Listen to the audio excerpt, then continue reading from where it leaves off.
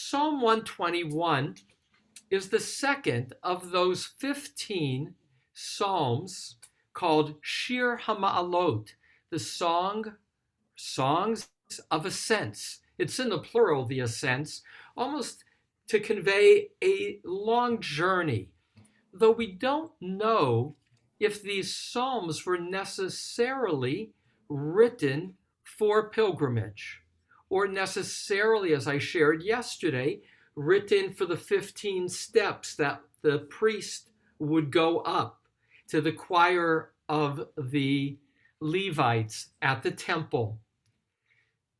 At the same time, these psalms were collected at a certain point as 15 poems of pilgrimage. I'm going this morning to first read the 8 verses, and then I will begin over and ask the question which you may be wanting to have in your mind as you hear the psalm: what's the context for its writing? Again, we don't know historically who wrote it, why, or when, and I'll share, frankly, a variety of possibilities. After my sharing some of the possibilities of who, when, and where it was written, I'll go back and show some of the artistic weave. I will show you my cards up front. Of the 8 verses, all of them are couplets. And the verses like 1 and 2, 3 and 4 have a repeating word to intertwine those couplets. And so be aware as you listen for that construction that also has that sense of ma'alot, of steps, by the interlocking nature of the composition. And then I'll pull out at the same time some key phrases, some key images, and share different ways that those images are understood differently in different places and times. And then at the end, try to pull it together to answer the question, how does this psalm resonate for me? With that, the psalm, Psalm 121, which I've chosen to title Guardian of Israel. I will note as well that the phrase or the root guard or guardian of Israel occurs 6 times in the psalm. In that sense, it's the key word. And it will appear 3 times in the last 2 sentences. That's the interlocking word for verses 7 and 8. And even before, because my friend Cantor Shula is with us, I hear myself moving toward the melody of the opening line, which is what I knew of this psalm. The melody best known was composed by Rabbi Shlomo Carlebach, and I think I included it in the mailing for today. But I can't help but recenter myself first to sing the first line in Hebrew, then I'll read in English. Esa einai el harim me'ayin yavo ezri. All right, it repeats. And now in English. A song for ascents. I lift up my eyes to the mountains. From where will come my help? My help is from Adonai, maker of heaven and earth. God will not let your foot stumble. God will not slumber, your guardian. Behold, God does not slumber and does not sleep, guardian of Israel. Adonai is your guardian. Adonai is your shade at your right hand. By day the sun will not strike you, nor the moon by night. Adonai will guard you from all harm. God will guard your soul. Adonai will guard your going out and your coming in from now until evermore. In the opening of my singing of that line, I mentioned that Cantor Shula and I talked about the melody, and she said she often opens funerals with it because there is this sense of it being a psalm of comfort. The key theme of this psalm is trust in God. God, the Creator, will protect you. And likewise, verses 4 and 8.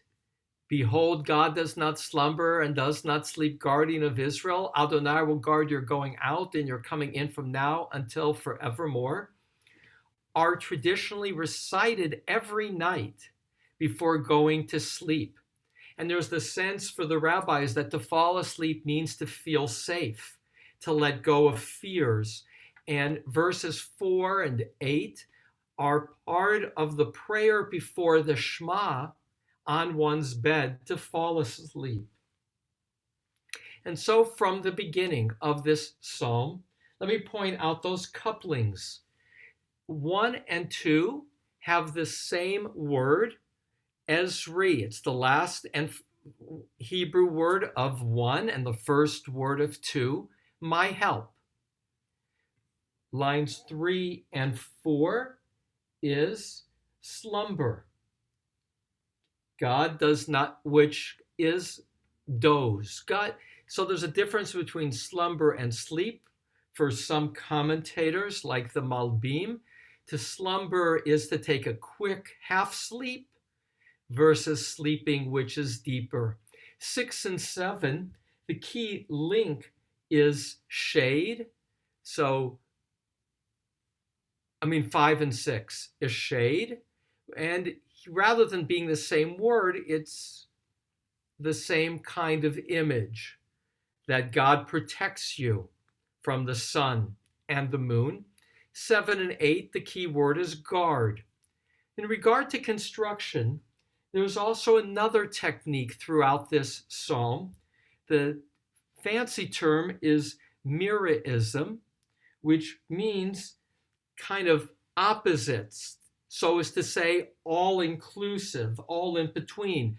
You have heaven and earth, sun and moon, day and night, going and coming, now and evermore. So another dimension of the composition are these, A to Z qualities being presented, perhaps to convey this all-encompassing feel of God's presence and safety. So with that, we'll start from the beginning. Esa einai el harim. I lift up my eyes to the mountains. And so now again, the question, what's the context for the composition? From where will come my help? And by the way, note that the question from where, me'ayin, is usually identified with a place. From which place will come my help? 2 provides an answer, but it's a shift. It's not the answer, if you will, to the question. Because the question is, from where will my help come? And then the answer of 2 is, my help is from Adonai, maker of heaven and earth. Clearly, verse 1 implies that the psalmist is feeling threatened. But we don't know also if it's an immediate real threat or if that's just a metaphor, like falling asleep at night. Where will my safety come from? Or is this literally an endangered moment? And here, let me share some differences of opinion. Now, some of the classic commentators, Radak, Rabbi David Kimchi, 12th century Spain, he says this is as if written by a sentry, a soldier on a lookout, with enemies potentially willing and ready to attack. Ibn Ezra, Spain, little after Radak, will say, it is the custom of anyone in straits and difficulties to lift up his eyes to see if help will come to repel the enemy. And so the classic Spanish medieval commentators see the initial context as military threat. And in a contemporary mode, Adin Steinsaltz, that great translator of the Talmud of Jerusalem of recent years, the Rashi of the 20th century, in this commentary to Psalms, will say, a person under siege or member of an army with an imminent attack, looking for signs of help. And the psalmist, now verse 2, answers his own question. Perhaps no soldier is coming to my aid, but God will. And so there, both classically, Adin Steinsaltz, an Orthodox rabbi, will see this as prompted not by pilgrimage, but by a soldier seeking support, and only later will be used for pilgrimage. At the same time, this very thick book by Martin Rosenberg and Bernard Zlotowitz, who I believe are professors at Hebrew Union College, say, relating to the context, the author, unlike the previous psalm, Psalm 120, does not seem to be experiencing immediate stress or danger. And thoughts that this is a pilgrimage psalm are pure speculation with no support. Robert Alter, on the other hand, in his recent translation and commentary, says, when you read the last line, Adonai will guard your going out, your coming in from now until evermore, sounds like pilgrimage. And I read this psalm, frankly, pilgrimage-like. He doesn't take a position. He says it can either have been written or is read as pilgrimage psalm, or more generally, God is there as a protective presence. Interestingly, in his introduction, he doesn't link it to a military threat per se. Last, in terms of context and how it's read, is medieval Jewish commentators read this as messianic. So Rashi, that important commentator of France of the 11th century, says these are the words in anticipation of the world to come, that this is looking for evermore into the far distance.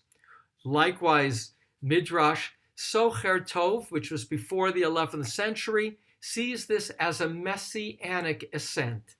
I'll pull that piece together. We don't know who read it, and obviously it doesn't matter for how it resonates for us personally, and yet it's to be understood that this psalm, for whatever reason and context it began, became a psalm identified with pilgrimage. Yesterday, with Rabbi Ariel Schoklapper, he showed how a wordplay can allow for multiple levels of meaning. So still with verse 1. Esa einai el haharim, I will lift up my eyes to the mountains. In Hebrew, there are no vowels.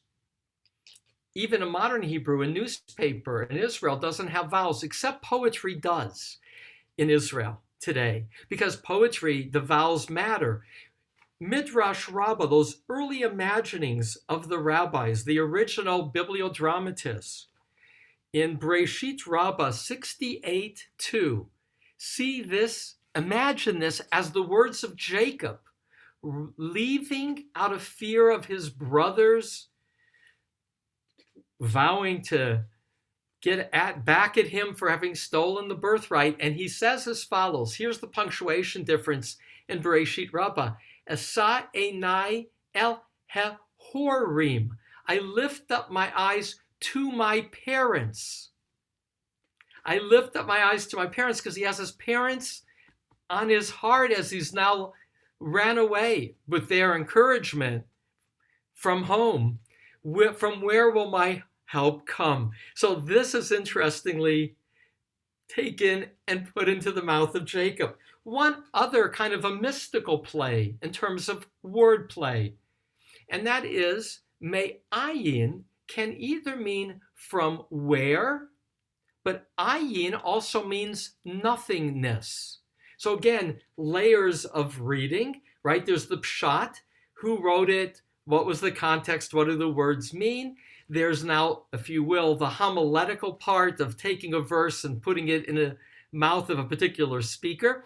And then there's, another layer, a layer of kind of an inner truth. And if you will, the sod, the mystical. So me'ayin can mean from nothingness will come my help, which is understood to be when I eliminate my ego, when I'm not worried, fill in the name of the author, and trust in God, that's where I will find my help. That's where I will find Adonai. I will find Adonai when I am ayin, in a state of egolessness, of nothingness. So that again may not have been the intention of the poet, but it is how a reader can extract layers of possibility.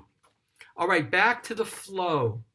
My help is from Adonai. So although the question is from where, the answer now focuses on God. And in that regard, here's the possibility about these mountains. These mountains can either be looking up for help. Reinforcements are going to come in over the mountains, the soldiers that will help me. Or the mountains can be pointing upward, being seen as a symbol pointing toward the heavens. So I lift up my eyes upward, and that's how the psalm begins. I'm raising my eyes up. I'm looking up to the heavens. I'm looking up to God. And in that sense, there's an element of God being above. Hence, me'ayin, from where? My help is from Adonai. And then immediately this phrase, oseh shamayim va'aretz, acknowledging God as the creator, maker of heaven and earth. And this phrase, oseh shamayim va'aretz, is a phrase that will reoccur in Psalms and 4 other places as a description of God. It's a way also of acknowledging right up front the power of God. Though here there's going to be a shift. Here, my help is from God, and it's I lift up. So verses 1 and 2 is a speaker. I'm lifting up my eyes. And now verses 3 to 8 are a response. We don't know who's speaking in response. So he's asked this question, right? From where will my help come? And then he answers, my help is from Adonai, maker of heaven and earth. And then God will not let your foot stumble. So it shifts from the I to the you. And the question, who is speaking? Is it him speaking to himself, reassuring himself? And now I pause. This is a psalm of confidence, of trust in God. And yet there is this thread of insecurity by virtue of the yous. It's as if he's either needing to reassure himself because he's not so sure, or if it's a pilgrimage psalm, it might be the leader of the group. It could be a priest. Or here's something, and last, to think about. It may be because it is diaphonic. There are these back and forths. Behold, God does not slumber, does not sleep, guardian of Israel. Adonai is your guardian. Adonai is your shade at your right hand. 4 and 5 are on some level playing off each other. It could therefore be kind of choir, where one chants verse 4, and then the other reframes it, but it's really the same message in verse 5. Same thing, verses 3 and 4, 5 and 6, and 7 and 8 may be a call and a refrain.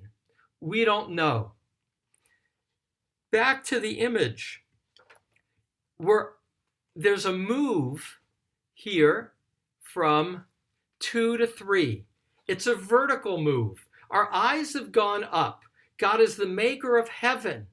And then we come back down to earth with the last word of 2 and what is being described of your foot will not stumble. So now we're looking at the earth.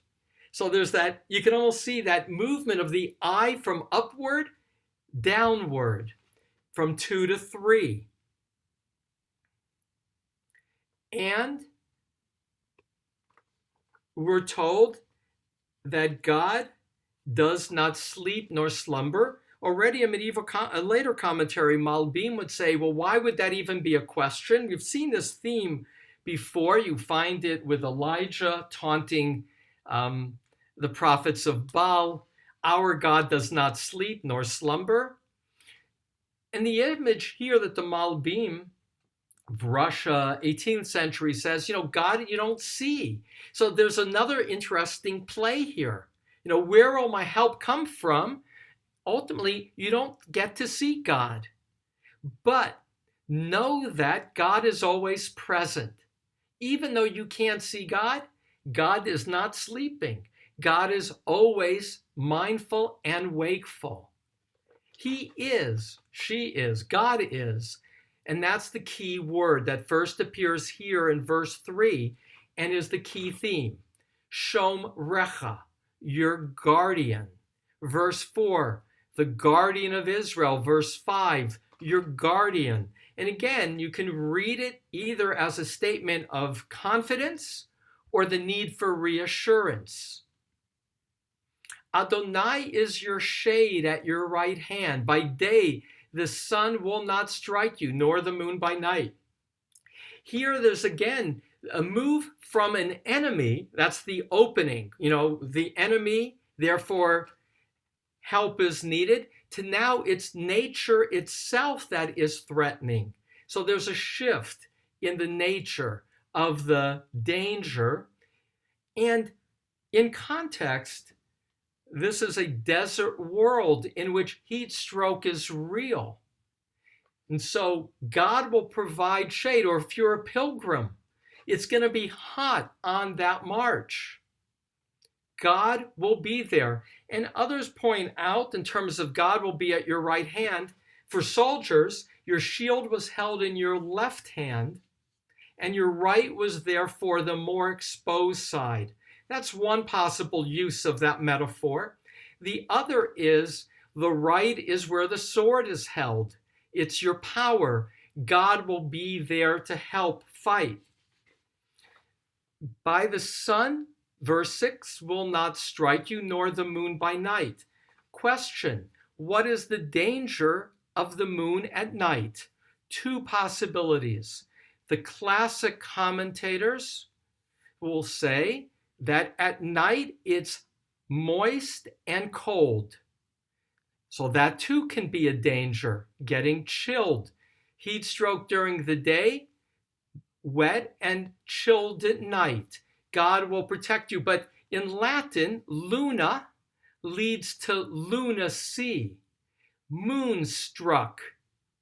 There's also the folk fear of at night one can lose one's mind, lose one's way. God will guard you. And now the last two verses in terms of the play of content. Note that verse 7 is also said at Pidyon Haben. So the redemption of a son, a firstborn male on the 31st day, part of the tradition. You include in the ceremony, Adonai will guard you from all harm, God will guard your soul. Strong statement, pulling together what came before. And again, the choice of soul can be understood as your life or something more profound, your very inner being that connects you to God. And the closing line, Adonai will guard your going out and your coming in from now until evermore. It circles back to Creator. It circles back to God and eternity.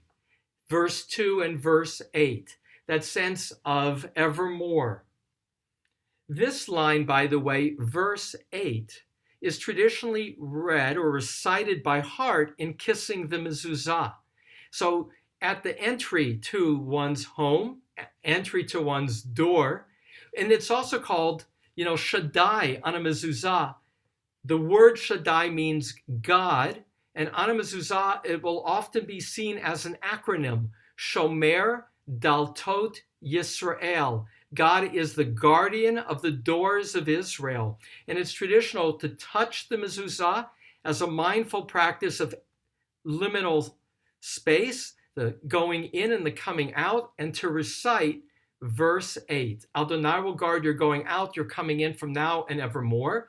That phrase of coming in and going out is an echo of Deuteronomy 31:2, but there is used simply to describe daily activity.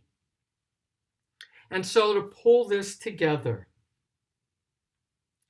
this psalm begins vertically and ends horizontally with going out and coming in. There's a lot of movement in this psalm in so many ways, and by the doublets with the repeating words, also a sense of moving along almost stepwise, transitioning couplet by couplet. There is movement and there is safety. God is the protector, and yet a need for constant assurance, to be told, Adonai will guard your going out and your coming in from now until evermore.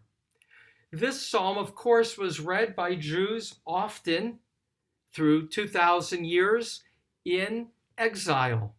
They consistently read this as both a promise of the future, that there would yet be a time in which God would allow a return to a place of pilgrimage, to Jerusalem, and in that sense read it as messianic. We're privileged on this, the day of Yom HaZikaron, Israeli Memorial Day, to know that we don't depend on God for protection.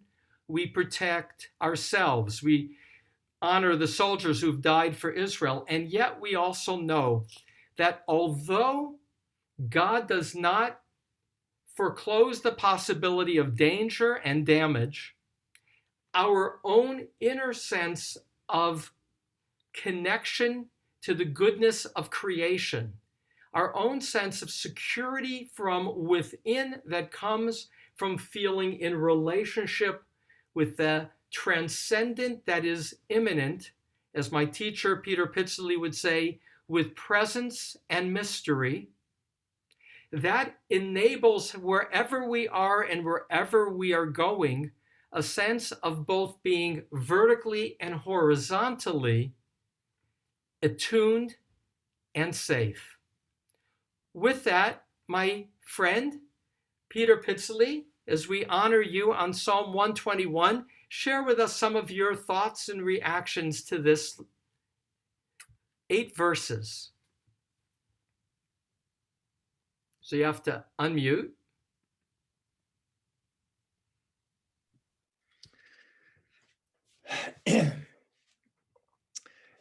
Can you minimize or take that? Thank you, Ellie.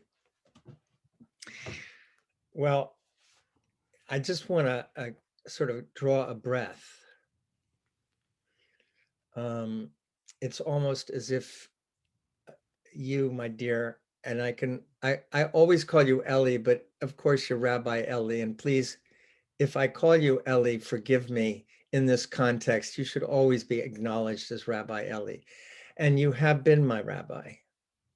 No one knows better than you do the very eccentric path that I have led to this moment and continue to lead. And you have been my friend and my counselor, my study partner, consistently through 35, 36 years. And no one has taught me more than you what happens when you have a study partner. that the going out and coming in, the back and forth, the way in which two become more than two when there is conversation and inquiry.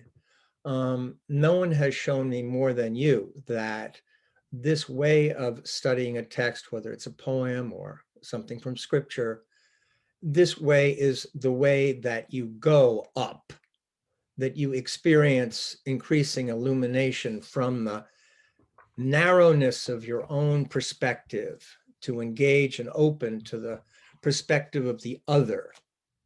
And this is a profoundly relational understanding of study.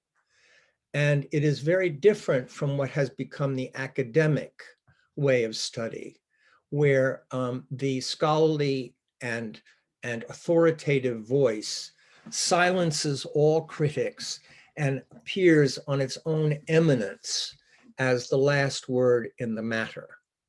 This ongoing dialectical process that is deeply based on a sense of identity as a relational identity and not as a solo or restricted identity. This is my idea.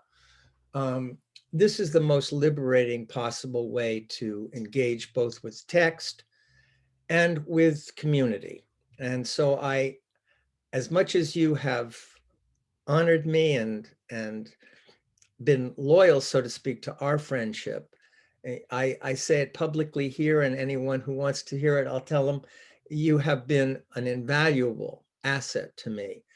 And though both of my parents were Jewish, as you know, Ellie, I was raised in a very assimilated environment and found a very eccentric way through Midrash of accessing my my own imagination in relationship to a scriptural tradition.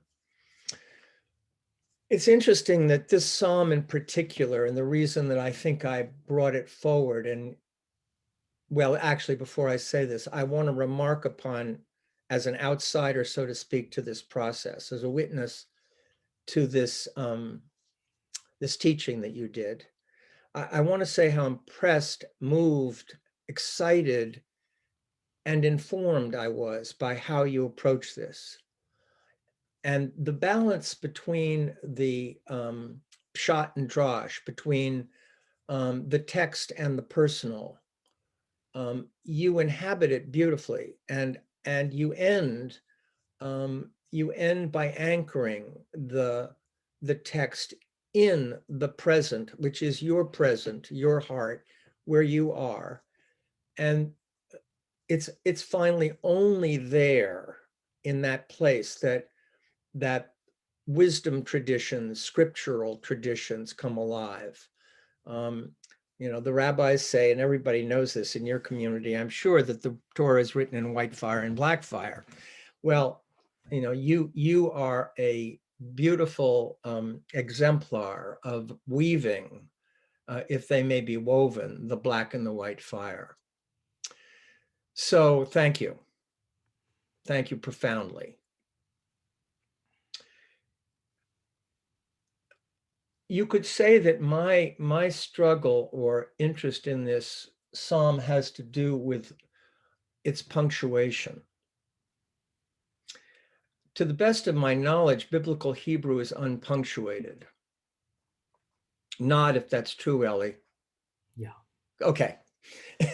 When I say to the best of my knowledge, it's truly a confession of a certain amount of limitation. So I have always read the psalm and heard it in my mind and heart as a statement rather than a question. I look to the hills whence cometh my strength. And I live now in the hill country north of New York City. And in this time in my life, I have left the city. I've left the city behind me. In fact, I dread going to the city, though I was born in the city. And I have come truly to understand viscerally the help that comes to me from the hills. Now, what I love about the psalm is really its its statement in the second verse that the second verse doesn't so much contradict or even add to the first, but affirms it by saying that the God of the hills is the God who is beyond and the creator of the hills. It doesn't say you can't find strength in the hills. It says that the mystery of God is present in the hills. This is for me the fundamental necessity spiritually, which is to seek for immanence and to recognize the mystery of transcendence, the God that cannot be known. But at the same time to say that there is an environment in which we are placed where we can experience something of the divine, not separable from the place of here and now, but lurking and immanent in it. So I think most people will read scripture according to some very murky private theology, because it's unavoidable to read a text about God without somehow bringing one's own inchoate sense of God into it and seeking to what extent does the text affirm or contradict or complicate my innate sense of theology. And you know, the word shomer first occurs in the Garden of Eden story, if I'm right, that Adam and Eve are sent to till and to guard. It's often translated as till and tend, but I believe the shomer root Right. is there. Right. So in the beginning, there was some sense of a relationship to the natural world that wasn't just the garden where we just sat back and it was all done for us. Even in Eden, we had some kind of relationship to the natural world. If we tended it, it guarded us. In this moment in my life where I look at what is happening in our environment, it's very natural for me to feel a deep desire on my part to tend to the earth and to be affirmed that if I tend the earth, the God that has created the earth will also join in my tending. My prayer is that we need help. This is a psalm above all that admits the need for help, vulnerability, profound. So often I feel that our culture refuses to be vulnerable, refuses to admit either ignorance or uncertainty or anxiety or simply the need to help. I will be 80 my next birthday. And I can tell you that I am learning before I have to learn it. I am learning to ask for help. And it provides, the asking for help often has opened for me an experience of the graciousness and kindness of others and the graciousness and kindness of circumstance where an other is there to help. So what touches me about this poem is, first of all, that the hills are alive with the sound of music around me. And second of all, that asking for help very often means that I can experience it.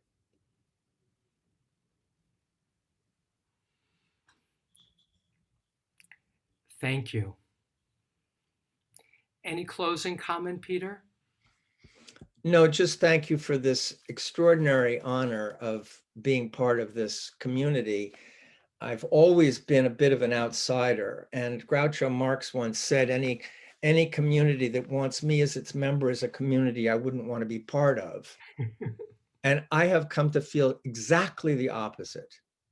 Any community that invites me into the room is definitely a community that I want to be part of. Thank you.